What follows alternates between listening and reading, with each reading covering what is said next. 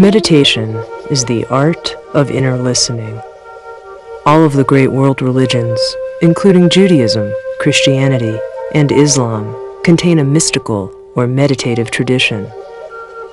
This tradition emphasizes the importance of daily reflection as a direct method for realizing an unmediated experience of the true nature of existence. Among certain religions of the world, particularly in the Asian traditions of Hinduism and Buddhism, meditation is viewed as the central spiritual practice. Trained in the meditative tradition of Buddhism, Jack Kornfield is one of the key teachers to introduce meditation to the Western world. In addition to living for 5 years as a monk in Thailand, Burma, and India, Jack holds a PhD in clinical psychology and is one of the founding members of the Insight Meditation Society and the Spirit Rock Center. Here he shares with us some of the central practices of the inner art of meditation. In our work together today, we will learn the most simple and universal practices of meditation that come from the great spiritual traditions throughout the world, in particular focusing on the meditation of mindfulness or of a real presence in our life. In Africa, there's a story that illustrates the quality of listening that can come through meditation. In a particular East African tribe or village, when a child is born, they don't count the birthday of that child from the day that the child comes from its mother's body, or even the day it's conceived, as in certain other cultures, but rather from when that child was first a thought in its mother's mind. That's the real birthday.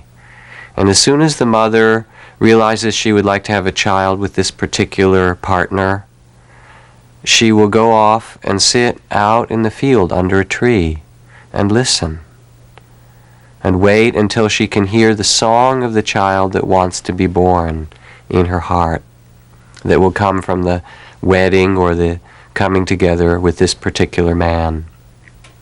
And when she hears the song, she sings it to herself, and then returns back to the village and teaches it to her partner, so that when they make love together, join together in love, they sing this song and invite this child to be born. And later, as she's pregnant, she sings the song to the child in the womb and teaches it to the midwives, so that when the child is born, the first song or sound that it hears is those gathered around singing its own unique song. And after that, as the child grows, the people in the village learn the song of this person, so that when he falls or she falls and hurts herself, someone picks her up and sings her song to her. Or in the rites of passage or rituals of the village, the song is sung, the wedding ceremony, both songs are sung. Until finally, even at the end of life, the song of this child, now as an old man or woman, is sung for the last time as villagers gather around and say their last words. When I first heard this story, it touched in me a longing to live in a place where we heard one another's songs, where we were so in tune with ourselves and with one another that we could greet each other in that way. To meditate allows us to hear the song within ourselves, to be respectful and listen to the song of others around us. We all sense, as we take time to quiet ourselves, the possibility that our lives could be lived with greater compassion and with greater wakefulness. To meditate is to support that inner knowing, to allow that to come forth in our life. There are many types of meditation. Some of them use a candle flame, an image, a sacred prayer that's repeated over and over, that have a single focus. And when we repeat that focus over and over, our mind becomes quiet and concentrated and still. It's as if we leave the world behind. They're wonderful kinds of meditation One of the drawbacks of this kind, however, is that when we finish with our prayer or candle flame or mantra, it's as if we come out of our cave and go back into the world, and in the supermarket or on the highway, again, the complexities of life are difficult for us. A second major category of meditation, which is what we'll work with today, is the meditation that uses the process of life itself as the subject, as the focus of the meditation practice. And in that way, we will use our breath and body, the sounds, the feelings within us, our heart and mind, all of the stuff of our life as the place to focus. We'll begin, however, very simply, just by coming here to this moment, to become aware in the simplest way of what is in our own body and heart and mind. And then gradually, through the course of our time together, we'll expand the meditation to include all the other parts of our experience and end with the meditation on loving kindness, the training of the forgiving and compassionate heart. So how to begin meditation? The first step is to find a stable and comfortable posture. So you can become aware of your body at this point. You can sit squatting on a cushion, as I'm doing, or you can sit cross-legged, or you can sit on a chair with your feet flat on the floor. What matters is that there be a sense of stability and comfort or ease. You want to let your body rest comfortably on the earth, as if you're supported by the chair or the cushion, in such a way that you can sit still for a number of minutes without the body being in conflict. Then allow yourself to sit up relatively straight, but without being rigid, in a way, the quality of dignity. You're taking this seat halfway between heaven and earth and opening yourself to be more aware of the human life you've been given. Finding this posture, sitting up straight without being rigid. Allow the shoulders to drop and the hands to rest easily anywhere that is comfortable. To meditate is not to fight with oneself, so you want to be able to sit really comfortably and at ease.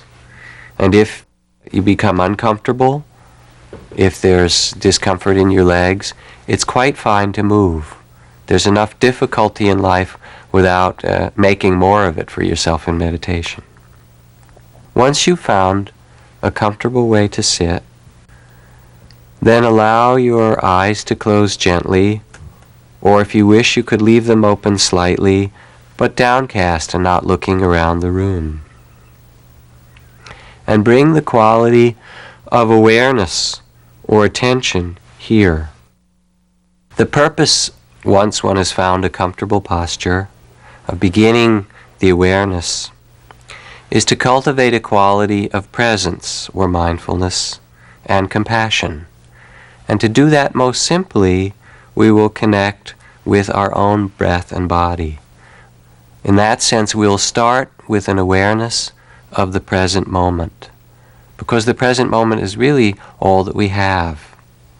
For example, if you're interested in love, the only place that you can really love another person is in the present, or love a sunset, or love the day. Love in the past is a memory, and love in the future is a fantasy. To be really alive, love or any other experience must take place in the present. To connect with ourselves is the essence of meditation. There's a line that James Joyce wrote in one of his novels where he said, "Mr. Duffy lived a short distance from his body." And there's some way in modern life in which we've all found ourselves disconnected from our bodies and our breath. So to stabilize, to connect ourselves with our life, we begin in the most universal way by becoming aware of our breath.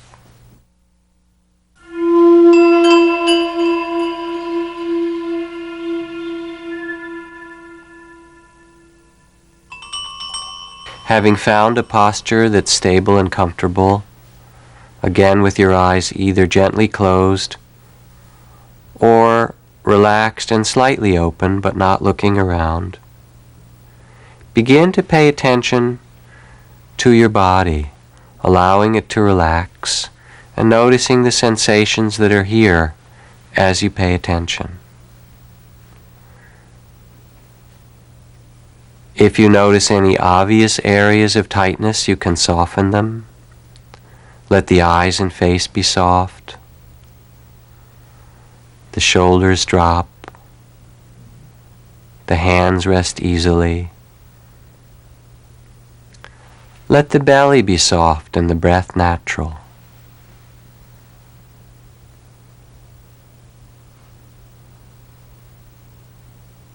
Let yourself just rest for a moment, being aware of what you notice here as you feel your body, as you rest on the earth.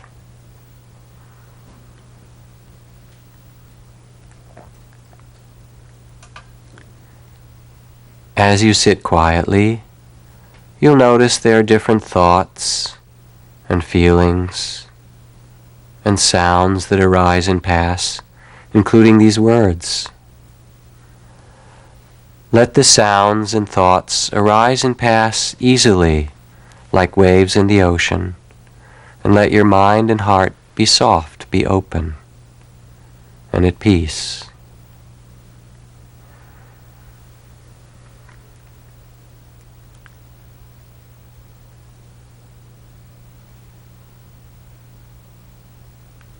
Notice the waves as they come and go, and simply be present with the feelings and the experiences that pass each moment as you sit.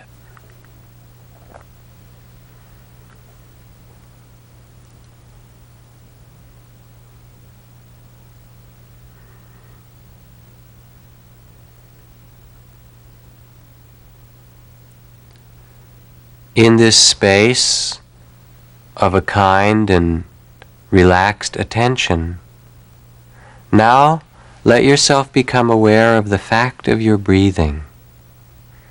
In the midst of the thoughts, the sounds, and feelings that come and go, you can sense your life breath. You can sense the feeling or the sensation of this rhythm of breath. It might be coolness in the nose, tingling in the back of the throat, or you might feel the breath as a movement of the chest or the rise and fall of the belly. Let the breath have its natural rhythm, and as you feel it, rest your attention in the breathing. Sense the breath carefully. Focusing on the breath is our beginning. It is a way of connecting the mind and heart and body together here in the present. If it's helpful to you, you can take one or two deeper breaths and feel what place in the body the breath is most apparent to you.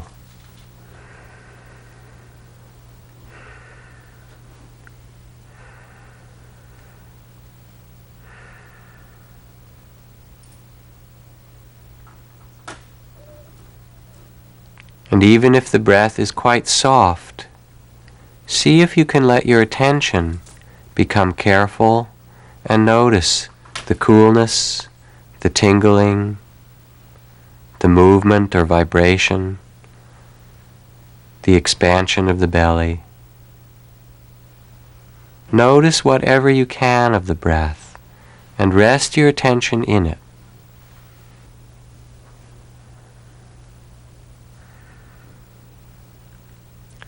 As you feel each breath, let there be a sense of relaxation, both a presence or alertness, and at the same time an ease, a resting in the sensation of breath.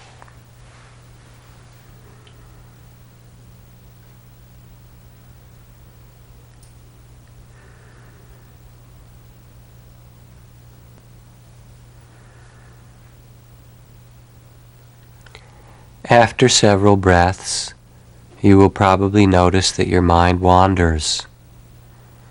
After several breaths, often a wave of thought or feeling or sound will come and carry you.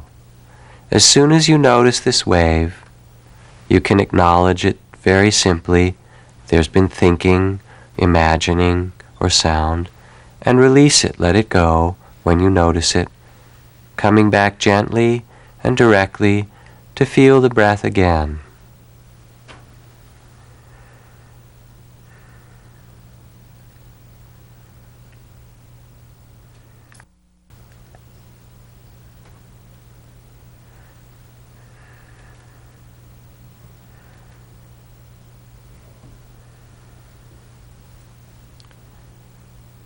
After a few breaths, the waves of thought or sound may again carry your mind off. The mind will wander. As soon as you notice, gently let go and return back to feel the next breath when you can. No judgment, no evaluation. It's like training a puppy. Stay. You put your mind on the breath, and in a few breaths, like the puppy, the mind wanders away. You pick the puppy back up and put it down. Stay. Be gentle. There's no need to beat the puppy, or no need to judge yourself. It is a gentle training of learning to come back and be here, one breath after another, to center yourself in the breathing.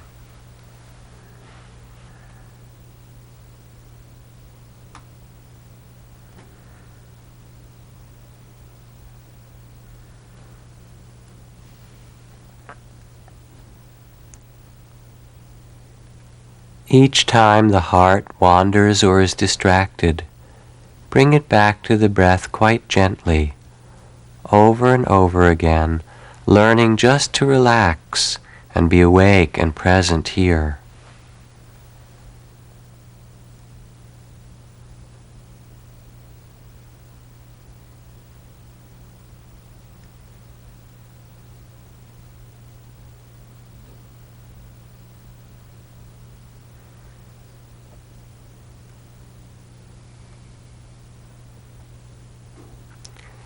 If you have difficulty feeling the breath, you can take one hand and place your palm on your belly so that you feel the movement of belly in the flat palm of your hand.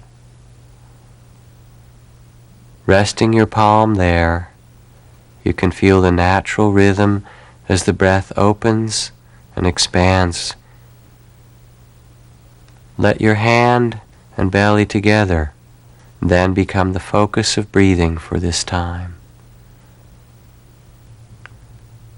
The life breath, the universal breath, can calm us and center us. Return back to it again and again.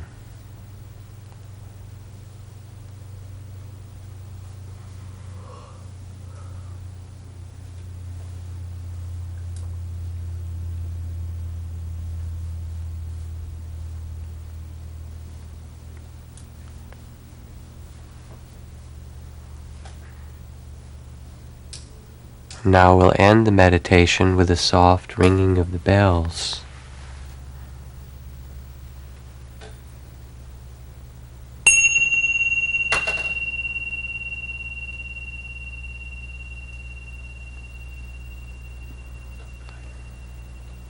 Let your eyes open. Bring your attention back to the room here.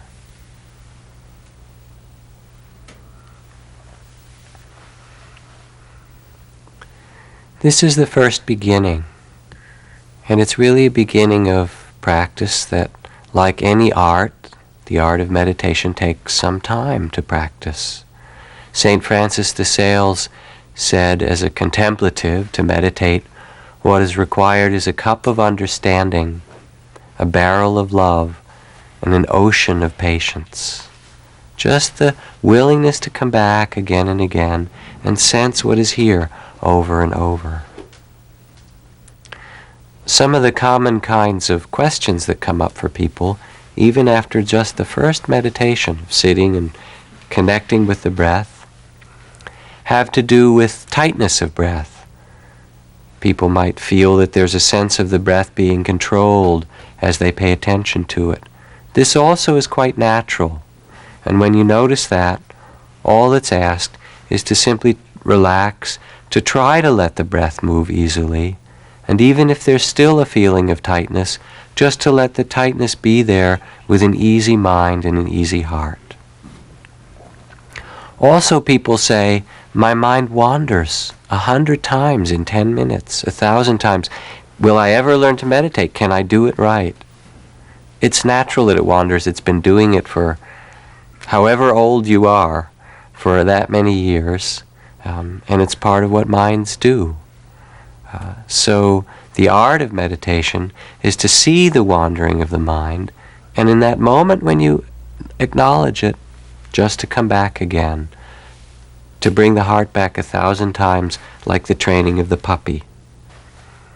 Sometimes people also notice that their breath gets very soft, and they wonder if they shouldn't speed it up or make it stronger so they can feel it more easily. But the idea is actually to refine our attention so we can listen more deeply and feel what's there naturally in our body. So if the breath is soft, you want to try and let your attention get to be equally careful to match the softness of the breath, to notice its beginning or its end, or the coolness or the space between breaths, to become interested in the breath as it moves in the body.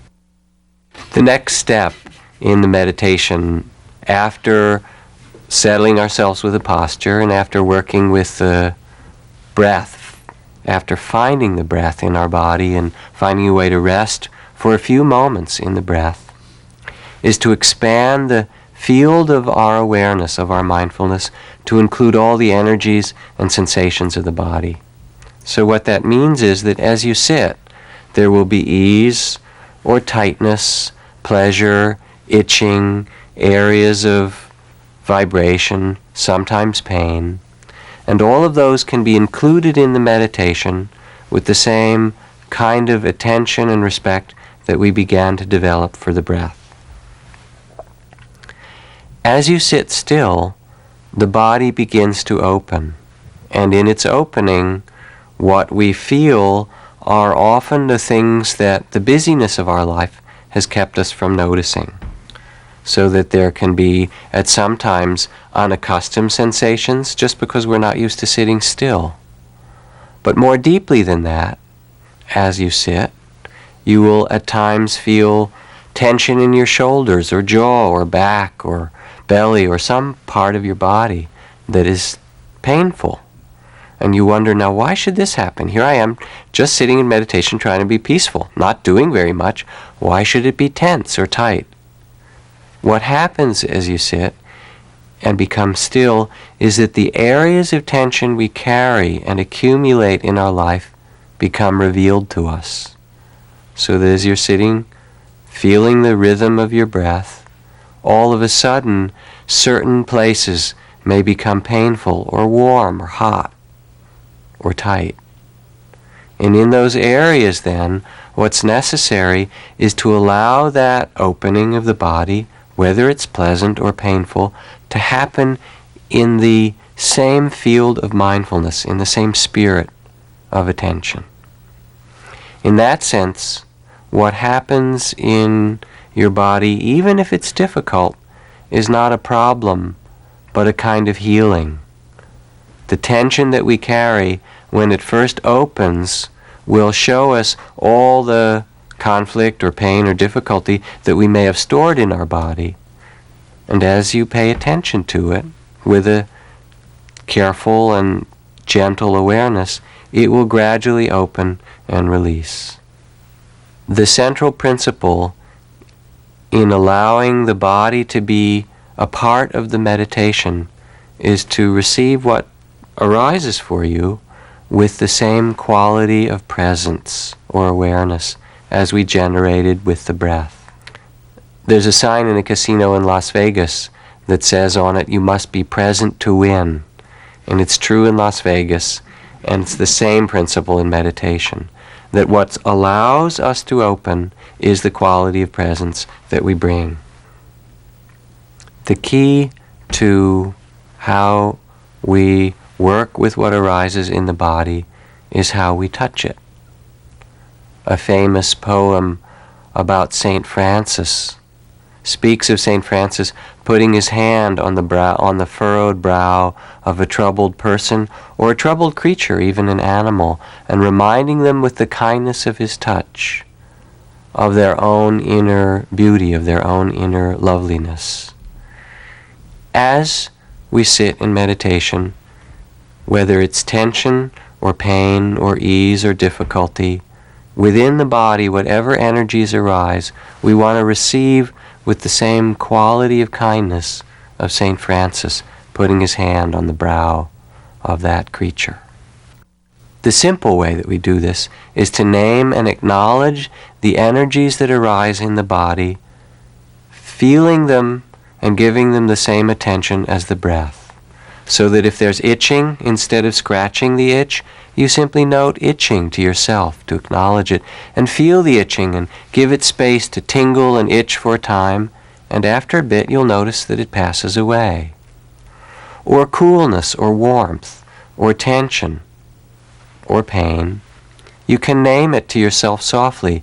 Tingling, heat, tension, and as you feel it softly, give it space to open, and notice how the body itself wants to change and flow and move. Now it's important as you pay attention to the opening of the body in meditation that you not get it in your mind how it's supposed to be. It will open like a flower does, each aspect of the body in its own time. Sometimes when you pay attention to something, it will dissolve and you'll feel more peaceful. Sometimes it will stay the same. Sometimes it'll get worse. You pay attention, and the intensity of that pain or tension in the body will get actually stronger. And that means that it needs to open in that way to allow a kind of peace or freedom to come on a deeper level within you.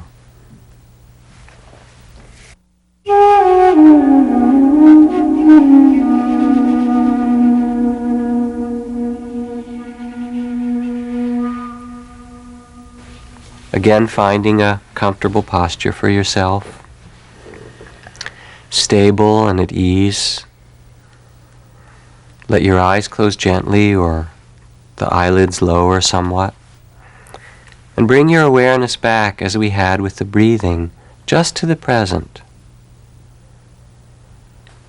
You can notice again the natural rhythm of your breath, feeling the sense of that coolness or tingling in the nose, feeling the movement or chest and belly.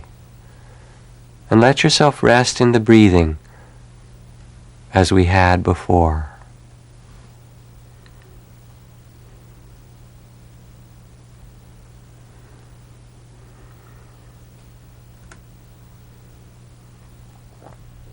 And as you feel the breathing, the mind wanders, let yourself return back to it quite naturally, so that you're here in the present moment with this breath, the body sensations of breathing.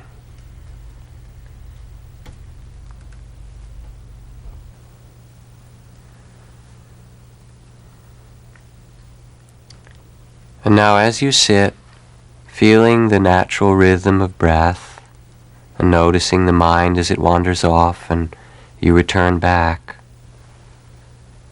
become aware if there are any sensations in your body that become strong and pull your attention away from the breathing. So as you feel the breath, if there's tingling or coolness or itching or tightness in your legs or hips, instead of ignoring it, let go of the breathing and now feel that quite carefully.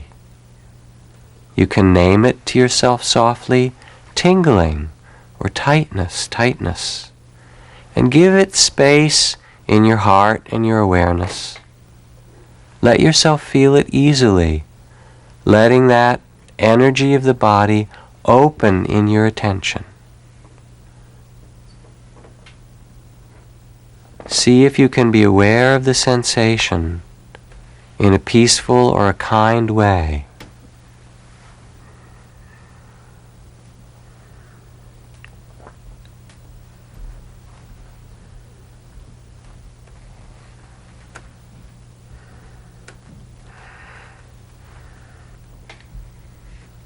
To give you some practice in awareness of your body,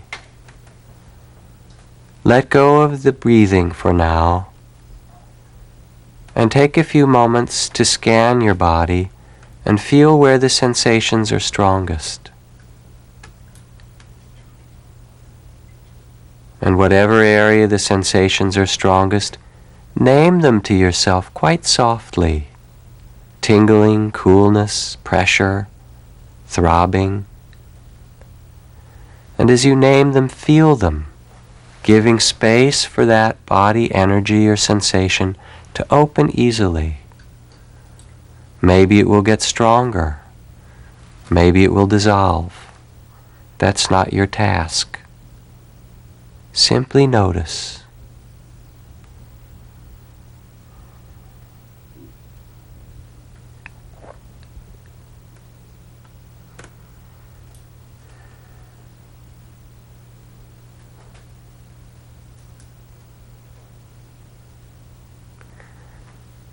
And after those sensations have been felt and passed away, then you can return back to the breathing, feeling again several breaths, resting in the natural rhythm of breath.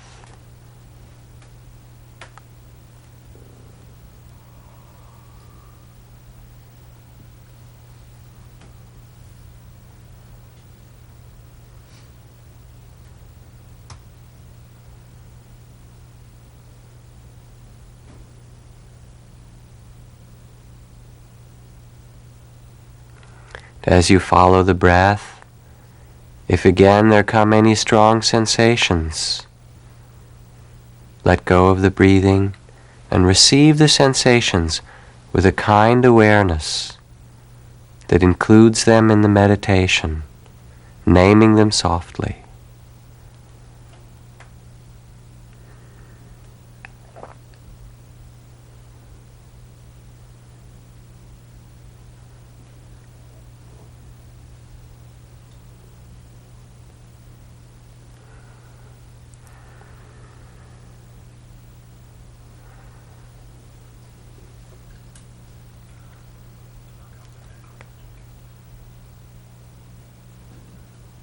Let us explore more deeply how awareness can work with the sensations of the body. Scan your body now as you sit, and let yourself feel the area which most deeply asks for healing. What place in your body asks for a healing attention?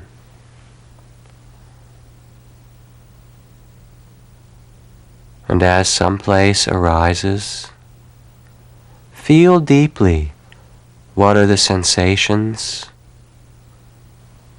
the energies, the quality of wounding that may be there. And allow those sensations, or even that pain, to float in a sea of kind attention, as if your heart and mind was the ocean, and those sensations could be held with great kindness. Name them softly, tingling, pain, whatever they are. Allow them to open or change as they will.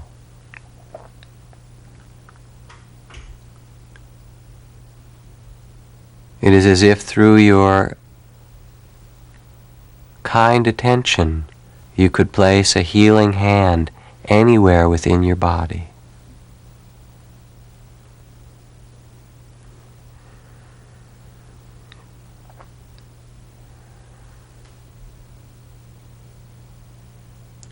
And again, after opening the awareness to those sensations and areas of the body that ask for healing. You can return your attention when you've finished back again to feel the breathing, alternating the breath some of the time, or awareness of the energies of the body as they open.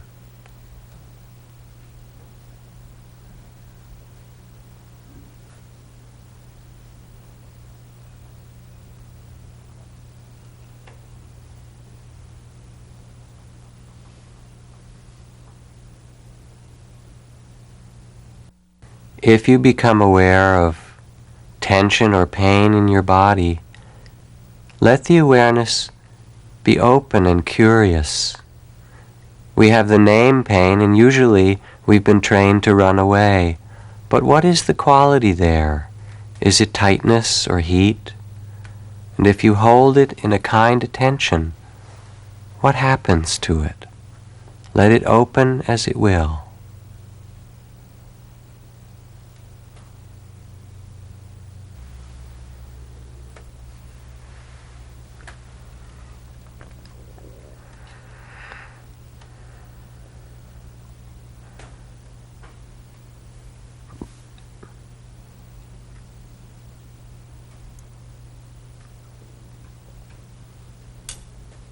Returning back to the breath, again and again gently. Now for this last time, a few breaths, mindfully.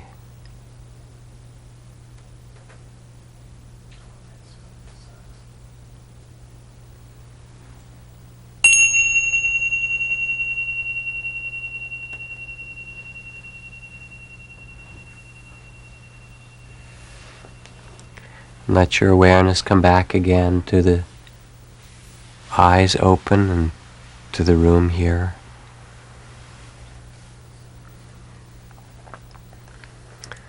Let yourself sit comfortably as we talk. Some of the kinds of questions that come up when you start to work with the sensations in the body can include, what happens if it lasts a long time? Do you spend your whole sitting being aware of a pain in your knee or something? And you don't want to make a struggle out of the meditation, so that if there's something opening in your body, you give it attention as best you can, and if it becomes a struggle, then you can just release that and go back to your breathing quite naturally. Be aware of the breath for a while and then go back to it again in an easier way later. You don't want to make the meditation something where you're fighting against yourself. It's rather to allow yourself to open as best you can. Another question often comes up, what about if your legs fall asleep? Or what about if you get kind of pins and needles and tingles and so forth? And you can experiment with that. Sometimes you can sit and feel what the pins and needles are like and let that be part of the wave of meditation. In other words, you can sit and learn how to be with even something that intense. But then after a while, if it's too much or it seems too much to focus on all the time, then just simply change your posture and again come back and work with the breath or whatever else is there in a natural way. In the same way that we're paying attention to the sensations of the body, also if sound arises, it can be included in the awareness. So there you are feeling the breath in the nose or the breath in the belly or the chest, and all of a sudden there's a loud sound or an airplane goes overhead or a truck that goes by or whatever it is, and you can simply feel the sound as it touches your ear. And you can note, if you wish, hearing, and let the sound be a wave just like the breath is a wave, and you remain centered in the midst of it. When the sound passes, then you return naturally back to the breath. It's really helpful to know how to work with sound in meditation because lots of circumstances are kind of noisy. I had a friend who was meditating who lived in the city quite near a firehouse. And at first he would get really upset because there he'd be very peaceful, feeling his breath. And then the sirens would go on.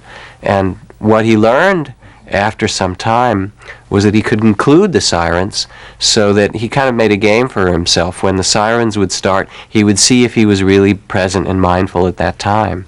And after a while, he began wishing that the siren would come more often because it would wake him up.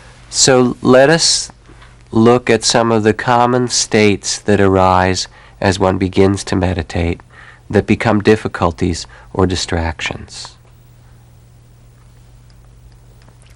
One of the first of these is the wanting mind. It's sometimes called the if-only mind. You're sitting here meditating, minding your own business perhaps, or you're sitting here meditating, just following your breath, and all of a sudden your mind says, if only I had something to eat, or if only it were warmer, or if only it were cooler, or if only I had a nicer, more comfortable meditation cushion, or if only this or that. Do you know the if-only mind? It's the mind that says, comes and taps you on the shoulder and says, come here, if only you could get this, then you would be satisfied, and your life would be fulfilled.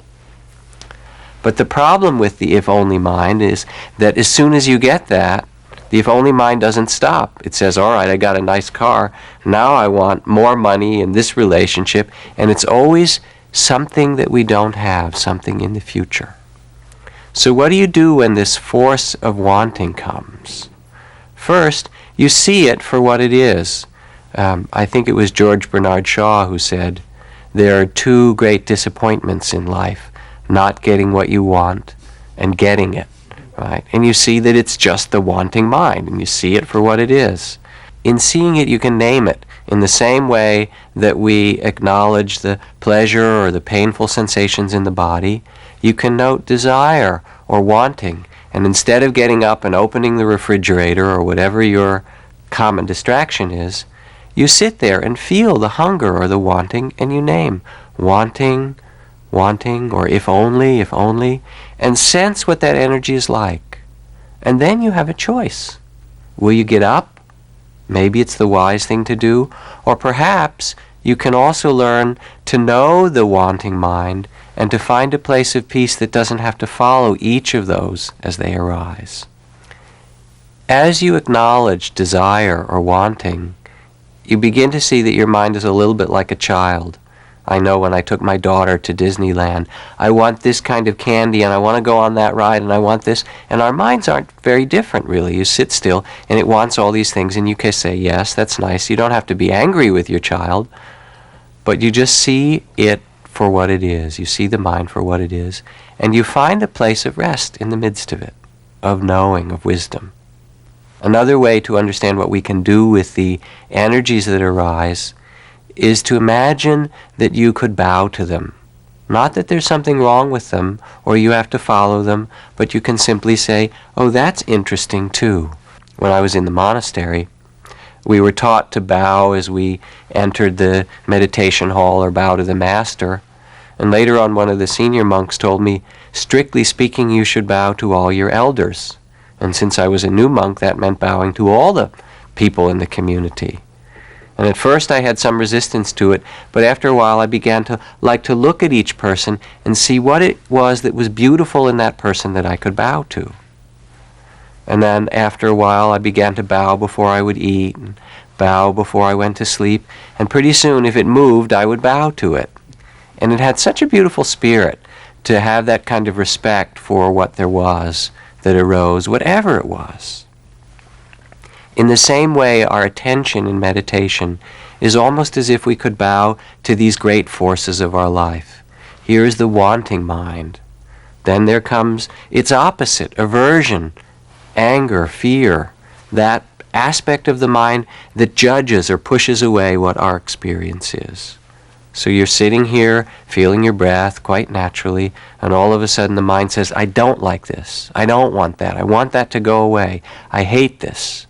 And you begin to feel the opposite energy, the resistance of the mind. When you notice that anger arises, you might also feel the quality that's there just before the anger. Because usually, right before there comes a moment of anger, there will be the sense of hurt, or fear, or some loss. And if we can feel that, we notice how little mercy or kindness we have to ourselves or to another. When we get afraid, or when we feel pain, or when we feel hurt, the response is often anger, and yet what is most healing is to acknowledge the anger and also to notice that which brings cause to it, to hold that in the care of our attention. In the same way, you can be aware of judgment. Judgment arises, here you're sitting, and your mind wanders, and you say, I shouldn't be wandering, I want to come back to my breath, I'm not doing it right. And then you say, well, I shouldn't be judging either, but what's that? It's just another judgment, right? And you say, and I shouldn't be judging that either, and pretty soon there's a string of judgments. So what do you do with judgment? You sit there and you bow to it, and you say, oh, there's the judging mind. Everyone has it. Other common energies that arise that are difficulties as one begins to meditate. Sleepiness. Sometimes you sit down and you feel so sleepy and your head begins to nod. It can be caused by different things. Part of it is simply that we live so busily. And you sit down and you get quiet and your body says, remember me, I haven't had enough rest. You've been running around too much. And so then you can take the sleepiness as a reminder from your body for care, for greater rest. Other times you'll sit and get sleepy, and it's not so much that you haven't had enough sleep, but rather that the energy of the body becomes so quiet in the meditation that we're not used to being quiet and alert. In that case, you want to sit up straight, or let your eyes be open a little bit, or even more open than that, and bring a brightness or an energy. Perhaps breathe a few breaths more deeply. And then you can notice the sleepiness. In the same way that you bow to judgment or anger or the wanting mind, you can simply acknowledge, oh, here's sleepiness. Sleepy, sleepy, and feel what it does. Notice how long it lasts. Maybe some sitting it comes like a fog for a time, and then it passes away. Sometimes it can get very difficult. In my own training in meditation, I went to my teacher and I said, I'm so sleepy all the time, what can I do? And I tried the remedies of sitting up straight or opening my eyes and so forth. Didn't work. Finally he said, all right, there's a well near your cottage. Go and sit right on the rim of the well. So I went and I sat on the stone at the edge of the well. And after a little while I got sleepy and I started to nod. And I looked down and there was 60 feet of space. And the fear and the adrenaline rush that came kind of sat me right up again. And my meditation got a lot easier with my sleep sitting on the edge of the well. It's not to say you have to struggle with these things, but to understand that these are the natural energies of our mind and of our heart, and that they can be included in the awareness of practice. Another common energy that comes in the meditation when you're sitting is the energy of doubt. I can't do this. It's too hard. It's hard to sit still, or my mind is always wandering. Everybody's mind is wandering. Or I'm distracted, or I'm too young. I should start when I'm older. Or maybe I'm too old, I should have started when I was younger. Or this is the wrong kind of meditation, or whatever. All these thoughts that say, I can't be here where I actually am. I need it to be somehow different. So what to do when your mind doubts? What to do when your mind doubts is very simple. You simply bow to it. Oh, there's the doubting mind. Everyone has it. But you can't do it. Thank you. You're not even doing that right. Thank you. I appreciate your opinion. And simply seeing the doubting mind as it comes and goes. It's a way of finding an inner freedom in the midst of all the stories that the mind can tell to you. And in that way, you come to a new kind of peace. One more thing to add before we go to the next meditation. Just as the moods of wanting or restlessness or doubting or fear or aversion will arise and pass, and we can bow to them and acknowledge them as part of the meditation, so too there will be the movement of mind, the thought factory you could call it, spinning out plans and memories and imaginations and telling stories. And the simple task in the meditation is to acknowledge that, oh, planning or remembering. And usually when you acknowledge it with a single word or two, planning, it just dissolves like the sunlight on fog. And then you can come back to the next breath. There is a story, if you will, of this holy fool, Mullah Nasruddin. One day he went into the bank to cash a check. And they said, could you please identify yourself? So he reached into his pocket and pulled out a small mirror and looked in it and said, yep, that's me all right. And that's a lot of what your mind does in meditation. It recapitulates the past. Your mind tells the stories of what happened to you, and it imagines this and that will happen in the future, all starring yourself. And after a while, you can even get tired of those stories. So the idea is not to judge them. It's part of the natural working of the mind. But to see that the stories aren't life itself. They're not the reality. They're just the reflection, the second hand. So instead, what you want to do when the mind begins to think is simply to acknowledge it. Oh, there's planning. There's remembering. Sometimes an important thought will come, and you might say to yourself, when the meditation is over, I'll think about that. But for now, let me see if I can make myself peaceful first. Let me see if I can get still, so when the meditation is over, I'll be in a place to really wisely reflect about this problem.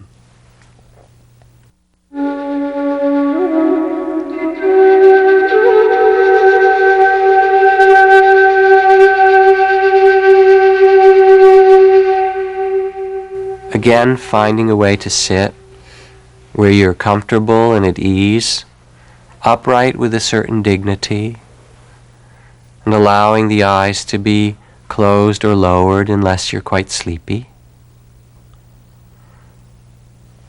Coming back to yourself, to the posture, the sensations, the breath.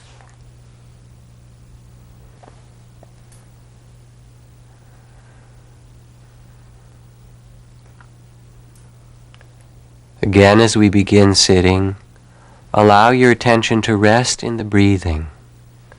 This is like home base.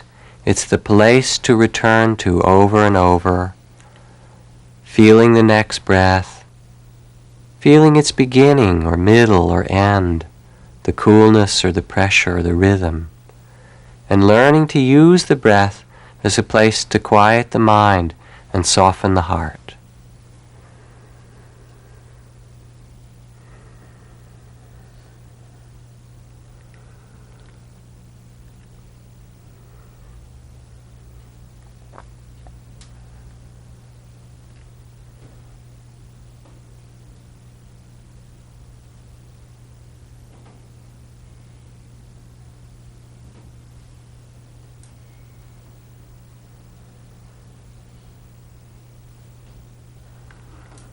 Let the awareness be spacious and easy, without judgment, noticing the rhythm of the breath,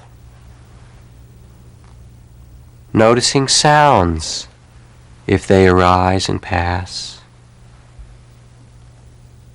or noticing the sensations of your body, receiving them with a kind and respectful attention.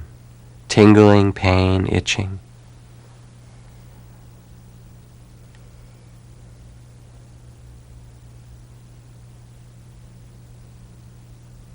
Rest peacefully in the present, breath and body.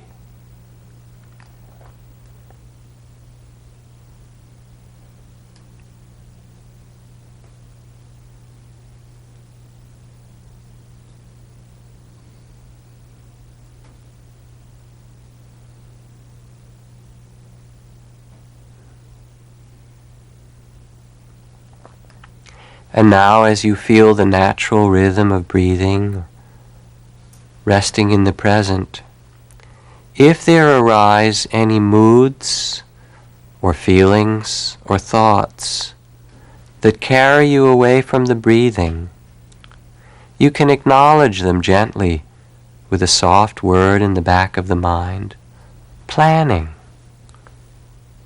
or wanting, or fear, or sadness, or perhaps it will be pleasant moods, love, or joy, or peacefulness. If a feeling arises and becomes noticeable, let go of the breathing and acknowledge it gently, sleepy, sleepy, or restless, restless. And as you name it, give it space to open or change as it will. Restless, restless, restless.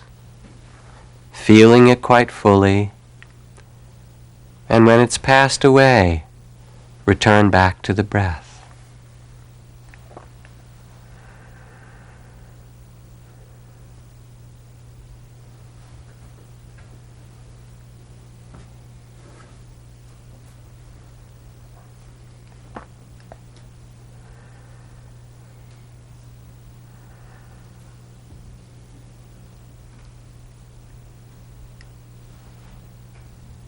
When you notice that thoughts arise, pictures or words, and they carry you away from awareness of breath and body, you can name them softly, planning, or thinking, or remembering.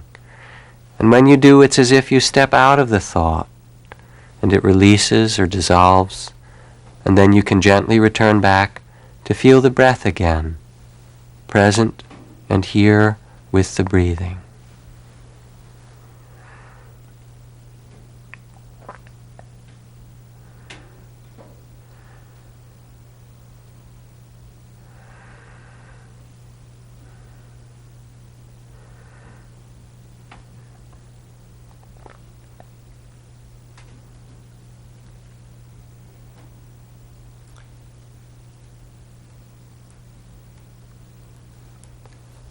Let yourself rest in the space of awareness.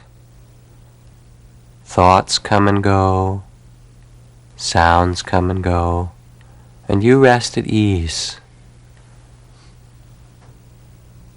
Feeling the breathing, or naming the waves of experience when they become strong.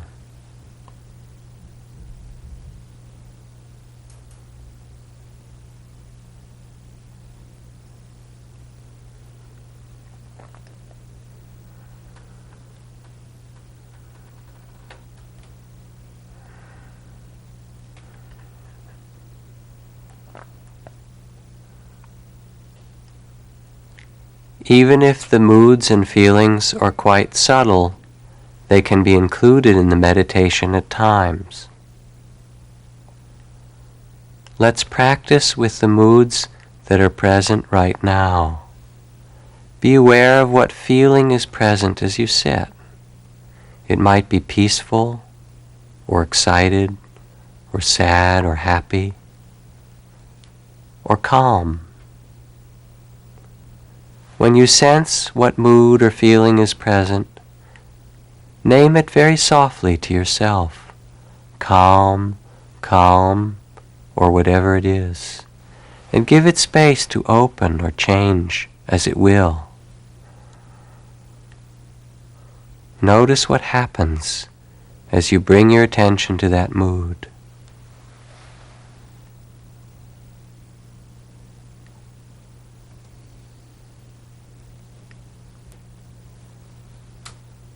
And if it passes away or dissolves, you can gently return to the breath. If another mood follows it, you can bow to that one, acknowledging restless, or whatever it is.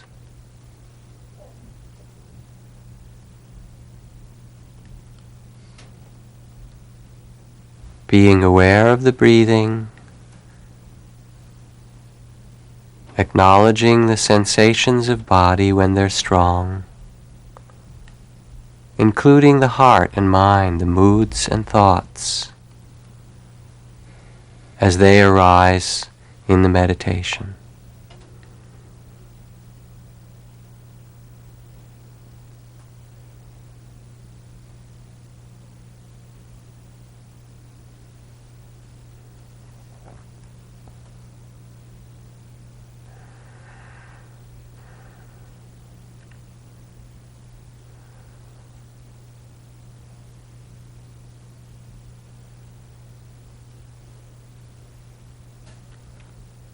As you sit, feeling the breath, notice when thoughts come, if they are word or picture thoughts, or both.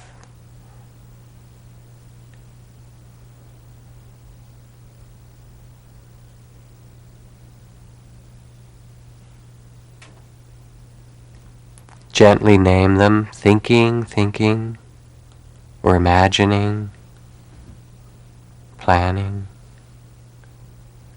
And notice what happens as you meet them with awareness.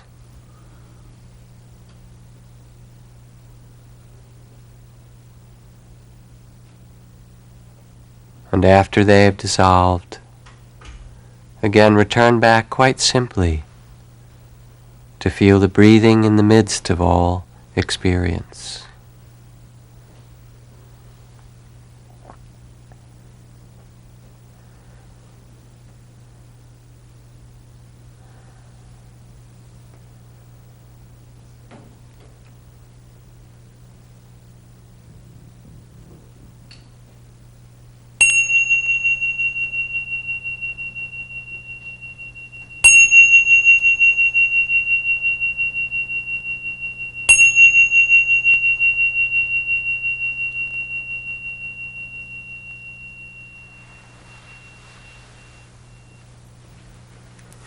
Some of the kinds of questions or concerns that come up as the meditation opens further and includes the thinking and feeling. People will say, I'm lost in thought so much of the time. What should I do? I think the first thing is simply to acknowledge how much we are lost in thought. It's called, in insight meditation, it's called seeing the waterfall, to see how much thought there is inside. It doesn't matter how often you go away or how long the thoughts last. That's not really in our control very much. What matters most simply is that the moment that you wake up, that magic moment when you realize, oh, I've been thinking, whether it's 5 seconds or 5 minutes later, that's the moment that makes a difference. Because that moment then gives you the choice to continue to be lost in thought or to come back again and say, here I am, alive in this present moment. So it doesn't matter how many thoughts there are or how long they last. What matters is at the moment in the end when you realize, I've been thinking. Then, in that moment, you can return. It's the very returning that is the training for awakening, for living in a present and mindful way. Sometimes people also have confusion with the naming.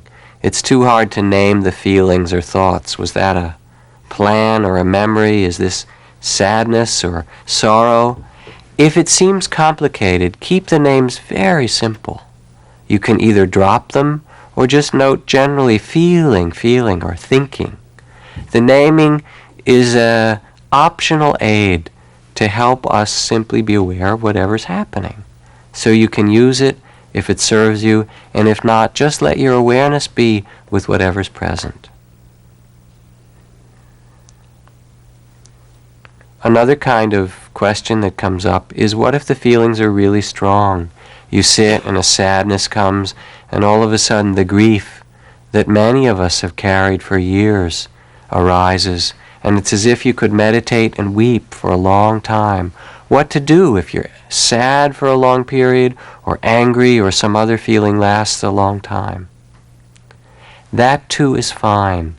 Sometimes the theme of meditation is sleepiness. Sometimes it will be the tears of our sorrow. Sometimes it will be joy. Let the feelings come and go as they will, and let that be your meditation. It's like the clouds that need to rain and weep themselves to the end, a poet said, in order for us to have again the clear sky, the beauty of the heart to shine out from beyond it. So don't be afraid of whatever feelings arise in meditation. Let them be part of your practice. My teacher said that if you haven't really wept deeply, you probably haven't meditated for so long yet. So it too is a part of the practice.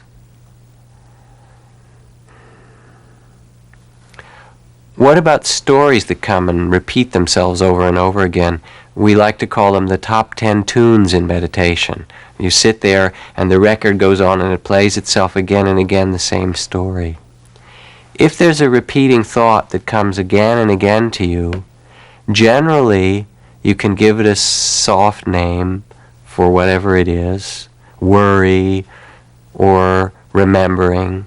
And if it comes back many times, it's a signal that something deeper wants to be felt or accepted.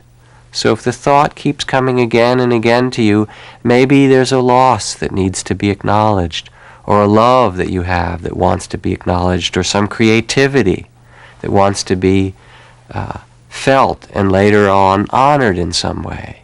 If something keeps coming back, it's as if it knocks on the door and says, hey, I'm important in your life. Feel me, accept me, or acknowledge me in some way deeply.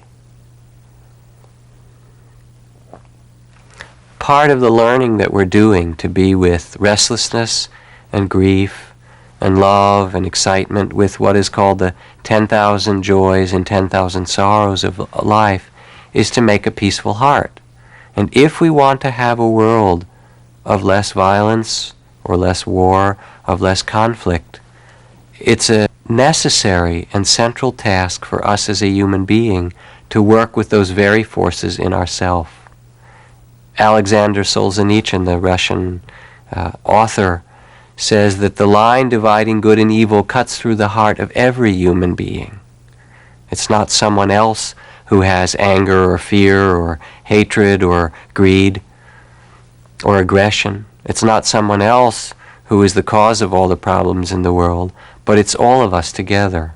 And so there's a very deep task in meditation to learn how to be with the most powerful energies of our own being, and to find some compassion, to find some way of mindfulness and openness in the midst of those.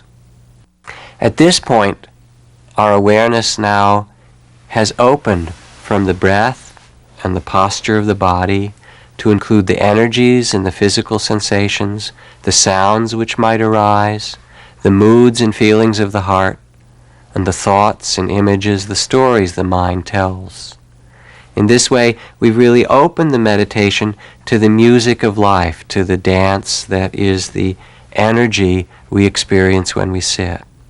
We use the breath in the center of it as a way to still ourselves and become peaceful, and then use the awareness to meet whatever arises with kindness and with a balance or wisdom. And in this way, whatever comes to you can be part of your meditation.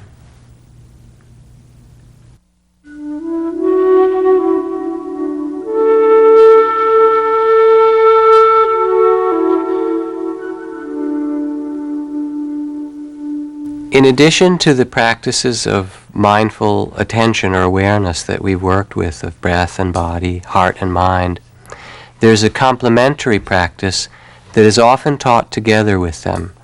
And this is the practice of loving kindness or loving compassion. The loving kindness meditation is an ancient practice that is a complement to the tradition and the practice of awareness, in which we consciously direct the intention of our heart, almost as if it were a prayer, a well-wishing to ourselves, to our loved ones, and eventually extending it to other and all beings in the world. It is a way of cultivating a beautiful quality of heart that we can then draw upon in any situation. Meditation is a practice of being, and as we cultivate awareness, compassion, loving kindness, then in the many situations of our life and things that become difficult, at those times, quite naturally, the states of kindness and presence will arise for us.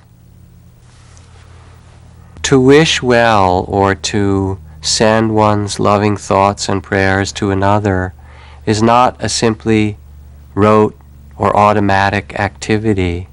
It comes from a knowing that the thoughts and feelings and actions of our life affect the world around us, close at hand and further afield over time. William Butler Yeats, the poet, toward the end of his life, had the revelation that all that mattered, he said, was that I was blessed and could bless, that he could offer his blessings to others, and that he could appreciate the blessings of his own life. Each of us as human beings participates in the 10,000 joys and the 10,000 sorrows of our life. We all have sorrows enough to make anyone else weep if they could really hear them, and beauty enough to shine in the eyes of anyone who could see. Mahatma Gandhi said, "I believe in the essential unity of all beings, and so I understand deeply that if one person gains spiritually, the whole world gains, and if one person falls, the whole world falls to that extent." So in doing a practice of loving kindness, what we do is connect our hearts in our meditation with all those around us. Often, the practice of loving kindness starts with a traditional asking for and extending of forgiveness. Forgiveness is one of the key arts of spiritual life, because to forgive allows us to release the past and start anew in life. Without forgiveness, it's always the Hatfields and the McCoys and the Bosnians and the Croats and the Serbs who did what to whom, repeating the cycle over and over. When I was with one of my teachers in the Cambodian refugee camps after the great Holocaust in Cambodia, he set up a temple in the midst of the camp, though he was warned by the Khmer Rouge not to do so. In fact, people were told that if they came to this temple when it opened, they might be killed after they left the camp. Nevertheless, 25,000 people gathered in the center square the day he rang the bell to open the temple, and he began the ancient chanting and teachings that had informed their spiritual life until the revolution, and people sat there and began to weep. And when it was time to teach, all that he did was recite a simple phrase that comes from the times of the Buddha, which goes, "Hatred never ceases by hatred, but by love alone is healed. This is the ancient and eternal law." And he recited it over and over in Cambodian and in Sanskrit. And as people heard it, they began to chant it with him. And these people, who'd known as much sorrow as anyone I have seen on the earth, and who had as much reason to want to make revenge, they chanted with him the eternal truth, "Hatred never ceases by hatred, but by love alone is healed." And somehow, as these people chanted, you could feel that the truth that was spoken was even greater than their sorrows. So this is the possibility of forgiveness for us, for each of us, for each human being in their heart. It's a great task and a wonderful one to be asked to open to. It's important to understand that the practice of forgiveness is a practice, which means one might do it 50 or 100 or more times.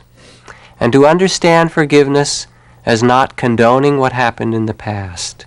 If one offers forgiveness, you might also say, "This was wrong, and I will never allow it to happen again. I will put my own body in the way of letting such harm come to another person." Instead, forgiveness is simply the act of not putting another person out of your heart, of letting go of the past and saying, "Yes, that was wrong, and let us start anew again," of not carrying the hatreds of the past.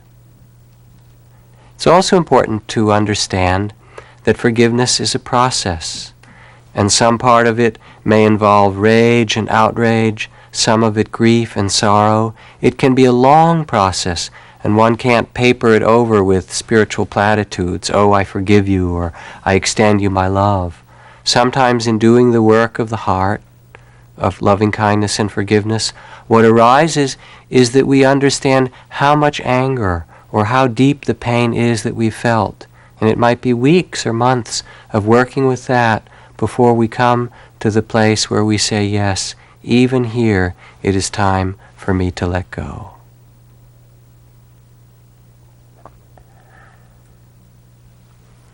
In a way, forgiveness means simply that we do not carry the hate of the past in ourselves because it poisons us. It's like the prisoner of war who met another ex-prisoner of war many years after the fact and said, "Have you forgiven your captors yet?" And the second one said, "No, never." And the first looked at him quite kindly and said, "Well then, they still have you in prison, don't they?" So in that end, the offering and extending of forgiveness is most importantly for one person, for us, for ourselves. Together with the forgiveness meditation is the practice of loving kindness, which is a practice of reciting phrases that offer the intention of the heart, first toward ourselves, then toward those we love, and finally expanded toward others in the world until eventually our heart opens and embraces the whole of the world. Sometimes people find that this feels artificial or unnatural, and it's fine if that's so for you. You can just do the meditation and receive whatever comes for you. Sometimes it's opposite, anger or frustration or emptiness, and hold that too with loving kindness. Understand that in each of us, perhaps underneath a lot of layers of fear and wounding and cynicism and pain that we have needed to create to protect ourselves, is a place that yearns to love, that longs to be safe, to be connected, to respect ourselves and others. There's a true story of two young children. The 8-year-old girl was quite sick from a rare blood disease, and they searched all over for a donor to save her life and found that only her 6-year-old brother could do so. So the doctor and mother went to the 6-year-old boy and asked him, "Would you be willing to give your blood so that we can save the life of your sister?" And he said, "Well, I have to think about it," and went off for 2 or 3 days without saying a word. And finally came back to the conversation to his mother and said, "I'm ready to talk about it now," and said, "Yes, I'll do it." So they went together to the doctor's clinic and lay one cot next to another so that they could see. The doctor wanted them to see how they could benefit one another. And a bottle of blood was taken from the young boy's arm, and then the line was put over, and as it was put into his weak sister's body, he could begin to see the life coming back into her, the energy. And after some minutes of that, he called the doctor over and whispered a question in his ear so his sister could not hear. He said, "Doctor, will I begin to die right away?" Because he, as a young boy, hadn't understood that when you give your blood to help another, that it's only part of your blood, which is why it took him 2 or 3 days to think about it. It's a true story, and when you hear it, perhaps you can remember that place in yourself that has so deeply loved another being that you would give even your own life for them. And this is the basis for the meditation of loving kindness and the meditation of forgiveness. And it's the basis for discovering the great heart of compassion that comes when we do this kind of inner work. As you practice the loving kindness meditation, don't think that your intention and thoughts have no power. There was a study done several years ago at the largest medical center in San Francisco by the chief surgeon of prayer groups. And without anyone knowing it, half of his patients were assigned to prayer groups who prayed for their well-being, 500 of them. And another half of his patients had no one praying for them. No one knew about the study. It was completely done in the blind. And when it was done and the statistics were written up, it was rather astonishing. The people who were prayed for, quite at random, that 500 who were prayed for, left the hospital on the average 5 days earlier, had fewer infections, fewer pulmonary problems, and had quicker healing of many of the kinds of illnesses in their body. It was reported in a scientific journal, and most of the other physicians, I imagine, or that I've talked to who looked at it, simply didn't know what to make of it. But I do, and you do, because we always know that in the end, who we are affects the world more than anything else.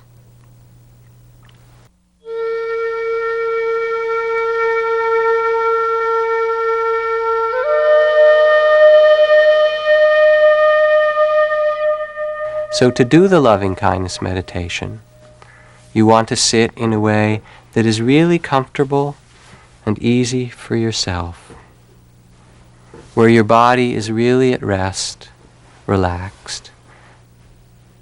It's very hard to do a loving kindness meditation if your knees are killing you, so you want to sit comfortably.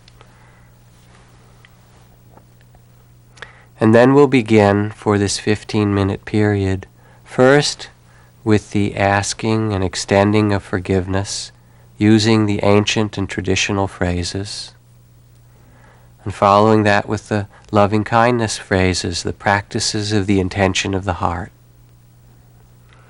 Let your eyes close gently and be at rest, at ease. Bring your attention back to your breathing, feeling the natural, soft breath.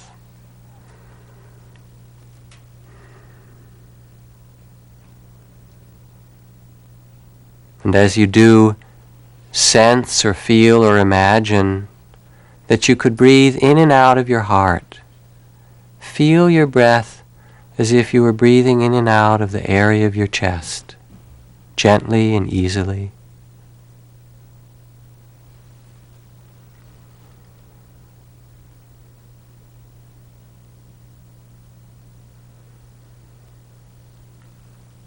And as you center yourself in the breath at the heart, the practices of forgiveness begin. There are many ways in which I have hurt and harmed others, knowingly and unknowingly in this life. Many times that I've caused sorrow, betrayed or abandoned others. I remember these now. I feel these.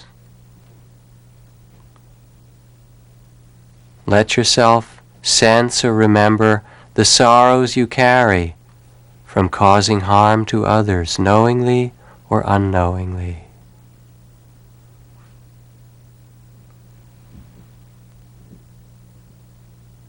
So many times we have forgotten or abandoned or betrayed others. I remember these now.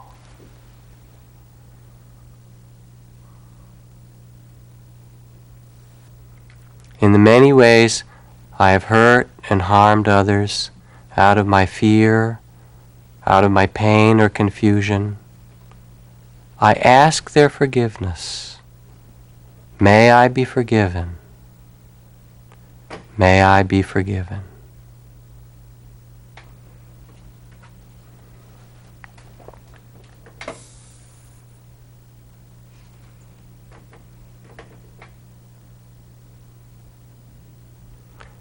The second direction of the forgiveness meditation, toward ourselves. There are so many ways we have hurt and harmed ourselves, knowingly and unknowingly, abandoned or betrayed ourselves, caused ourselves pain. I remember these now, picture and feel the sorrows I've caused to myself.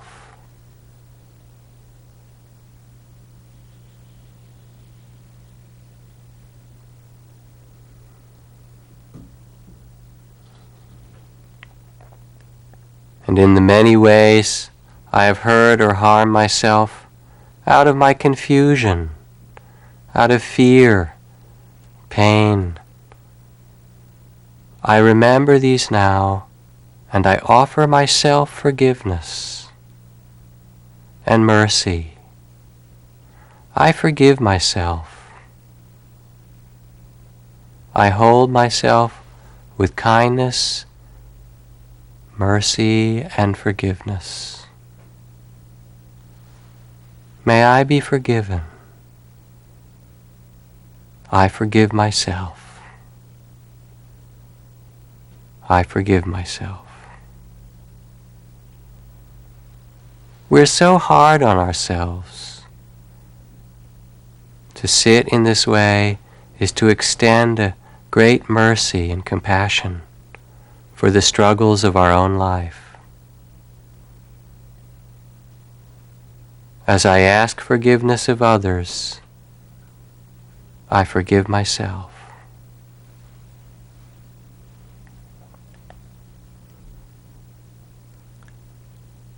The third direction of forgiveness, forgiveness of others who have harmed us. There are many times each of us has been betrayed or hurt, abandoned or wounded by others. We each have our measure of sorrows in this life. Let yourself feel the ways that others have harmed you. Picture, remember them. Feel the sorrow that you carry.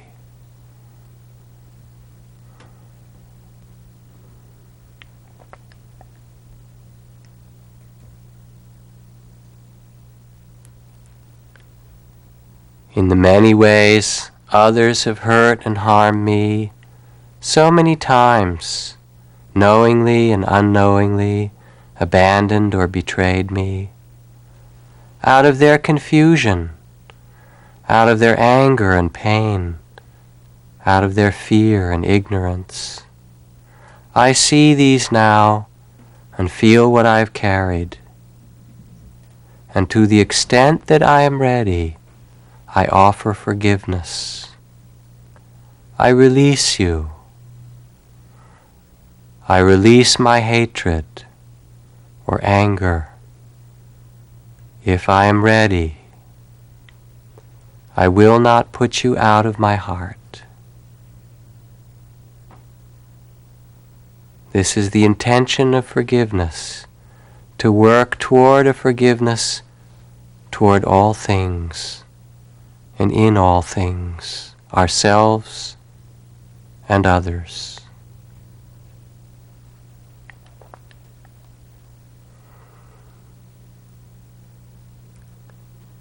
And after the practice of forgiveness, let yourself feel the breath gently at the heart, again as if you could breathe easily in and out of the chest.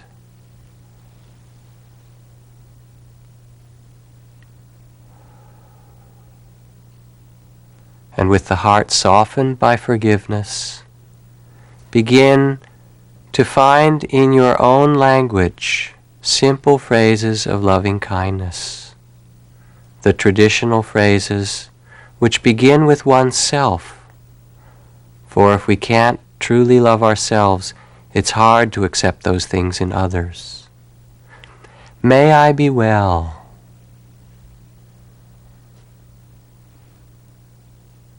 May I be filled with loving kindness.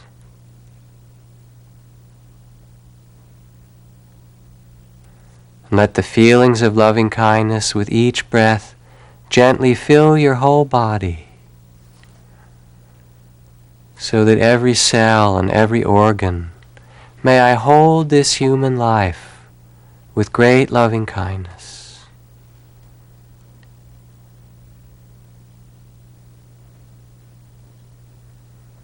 May I be peaceful.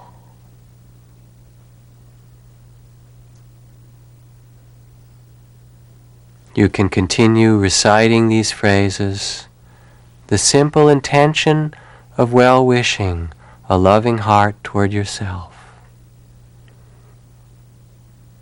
The ancient image is of a mother holding her most beloved child. You can imagine that you would hold yourself as a child in your lap, the child of the Spirit. May I be well. May I be held in great mercy, filled with loving kindness.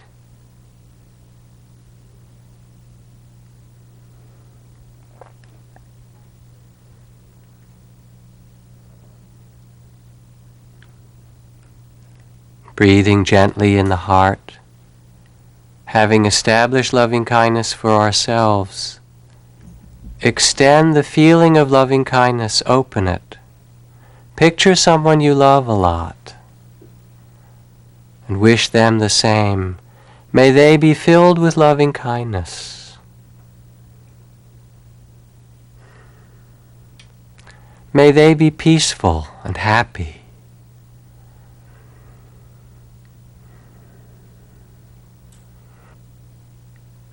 Be aware of the measure of sorrows that they carry, the struggles in their life, and feel your natural compassion for them.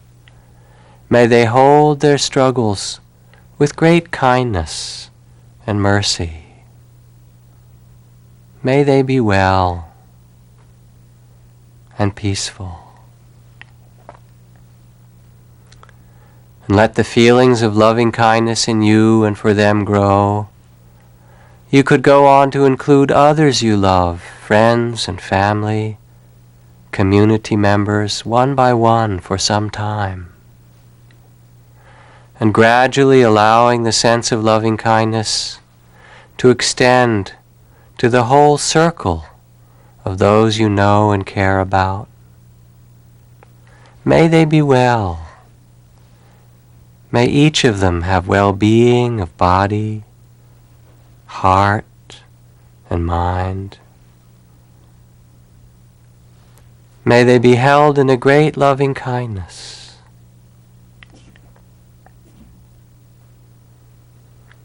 Be peaceful, happy.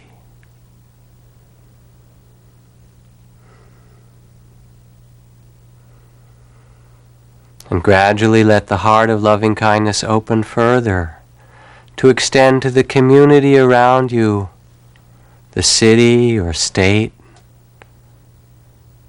the whole country, the countryside, all of the people, the animals, those of the earth and the woods and forests, the animals of the air, the birds, the creatures of the sea and the rivers. May they all be held or touched by the great force of loving kindness. May they be peaceful and well. And let the spirit of the loving heart extend and embrace the whole world, all of the life of this earth and beyond, human beings, young, middling, and old, and everything that moves or draws breath. The intention of the heart, may all that lives be held in the great heart of loving kindness. May they be peaceful. May their sorrows be held in compassion.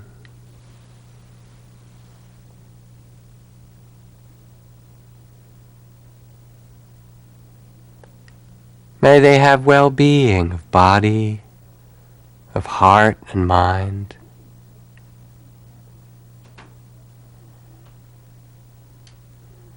And may the spirit of loving kindness extend from this heart to touch and embrace all beings and all of life.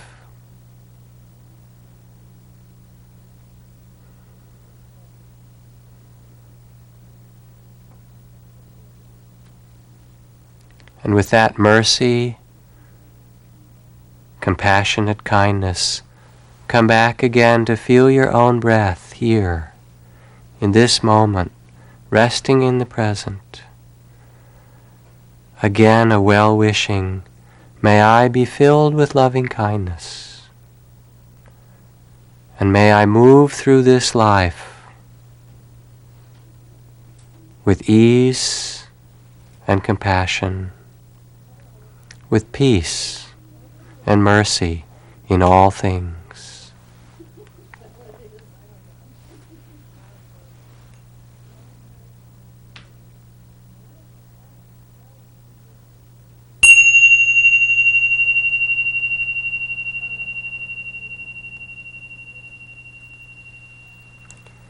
Again, let your eyes open gently and see if you can let the spirit of compassion or loving kindness extend to those around you as you move and get up and re-enter the world of activity. And to end, I would like to remind you of 3 simple things. It says in the Tao, I have just 3 things to teach: simplicity, patience, and compassion. These 3 are your greatest treasures. Simple in actions and thoughts, you return to the source of being. Patient with both friends and enemies, you accord with the way things are. Compassionate toward yourself, you reconcile all beings in the world. I hope that you can find a way to use the practices of meditation, little by little in your life, to find that place of calm and centeredness and compassion and peace that is the birthright of every human being. I hope that these practices of meditation are of real value to your life and your heart and to all those around you.